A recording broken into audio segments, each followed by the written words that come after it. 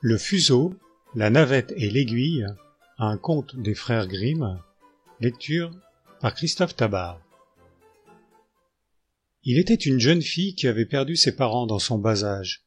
Elle avait une marraine qui habitait toute seule une petite chaumière au bout du village et qui vivait des produits de son aiguille, de sa navette et de son fuseau. Cette bonne vieille prit avec elle l'orpheline, lui apprit à travailler et l'éleva dans la piété et la crainte de Dieu. Quand la jeune fille eut atteint 15 ans, sa marraine tomba malade et, l'appelant près de son lit, elle lui dit « Cher enfant, je sens que ma fin est proche, je te laisse ma chaumière, elle te protégera contre le vent et la pluie. Je te donne aussi mon fuseau, ma navette et mon aiguille, qui te serviront à gagner ton pain. » Puis, lui posant la main sur la tête, elle la bénit en disant « Conserve Dieu dans ton cœur, et le bonheur t'arrivera. » Là-dessus, ses yeux se fermèrent. La pauvre fille accompagna son cercueil en pleurant et lui rendit les derniers devoirs. Désormais, elle vécut toute seule, travaillant avec courage à filer, à tisser et à coudre. Et la bénédiction de la bonne vieille la protégeait en toutes choses. On aurait dit que sa provision de lin était inépuisable, et, à mesure qu'elle avait tissé une pièce de toile ou cousu une chemise, il se présentait aussitôt un acheteur qui la payait généreusement. De telle sorte que, non seulement elle n'était pas dans le besoin, mais elle pouvait encore donner aux pauvres. Vers le même temps, le fils du roi se mit à parcourir le pays pour chercher femme. Il n'en pouvait pas choisir une pauvre et n'en voulait pas une riche. Aussi disait-il qu'il prendrait celle qui serait à la fois la plus riche et la plus pauvre. En arrivant dans le village où demeurait notre jeune fille, il demanda comme à son ordinaire qu'on lui indiquât la plus pauvre et la plus riche de l'endroit. On lui désigna tout de suite la seconde. Quant à la première, lui dit-on, ce devait être la jeune fille qui demeurait dans une chaumière isolée tout au bout du hameau. Quand le prince passa, la riche était en grande toilette devant sa porte. Elle se leva et alla à sa rencontre avec un grand salut. Mais il la regarda et, continuant son chemin sans dire un mot, arriva à la chaumière de la pauvre fille. Celle-ci n'était pas sur sa porte, mais enfermée dans sa chambre.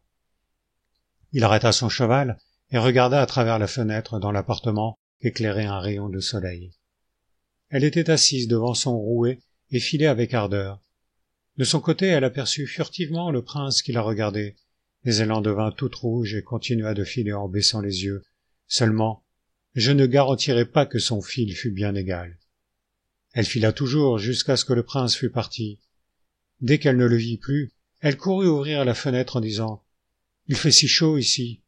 et elle le suivit des yeux, tant qu'elle put apercevoir la plume blanche de son chapeau. À la fin, elle se rassit et se remit à filer. Mais il lui revint à la mémoire un refrain qu'elle avait souvent entendu répéter à sa vieille marraine, et elle chanta ainsi « Cours, fuseau, que rien ne t'arrête, conduis ici, mon bien-aimé. » Qu'arriva-t-il? Le fuseau s'élança tout à coup de ses mains et se précipita dehors. Elle le suivit des yeux, toute stupéfaite. Il courait en dansant à travers champs et laissait après lui un fil d'or. En peu de temps, il fut trop loin pour qu'elle pût le voir. N'ayant plus de fuseau, elle prit sa navette et se mit à tisser. Le fuseau continuait de courir et quand son fil fut au bout, il avait rejoint le prince. « Que vois-je » s'écria celui-ci. « Ce fuseau veut me conduire quelque part. » Il retourna son cheval et suivit au galop le fil d'or. La jeune fille continuait de travailler en chantant « Cours après lui, chère navette, ramène-moi mon fiancé. » Aussitôt la navette s'échappa de ses mains et s'élança vers la porte. Mais à partir du seuil, elle commença à tisser un tapis plus beau que tout ce qu'on n'a jamais vu. Des deux côtés fleurissaient des guirlandes de roses et de lys, et au milieu des pampres verts sortaient d'un fond d'or. Des lièvres et des lapins sautaient dans les feuillages. Des cerfs et des chevreuils passaient leur tête à travers.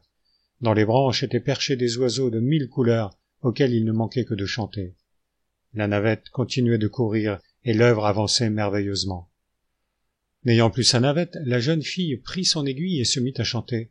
« Il va venir, chère aiguillette, que tout ici soit préparé. » Aussitôt l'aiguille, s'échappant de ses doigts, se mit à courir par la chambre, rapide comme l'éclair. C'était comme si des esprits invisibles s'en fussent mêlés. La table et les bancs se couvraient de tapis verts, les chaises s'habillaient de velours, et les murs d'une tenture de soie. À peine l'aiguille avait-elle piqué son dernier point que la jeune fille vit passer devant la fenêtre les plumes blanches du chapeau du prince que le fil d'or avait ramené. Il entra dans la chaumière en passant sur le tapis, et dans la chambre il vit la jeune fille toujours vêtue de ses pauvres habits, mais brillant cependant au milieu de ce luxe improvisé, comme une rose églantine sur un buisson. « Tu es bien la plus pauvre et la plus riche, s'écria-t-il. « Viens, tu seras ma femme. » Elle lui tendit la main sans rien répondre. Il lui donna un baiser, et, l'ayant fait monter à cheval avec lui, il l'emmena à la cour, où la noce fut célébrée avec une grande joie. Le fuseau, la navette et l'aiguille furent conservés précieusement dans le trésor royal.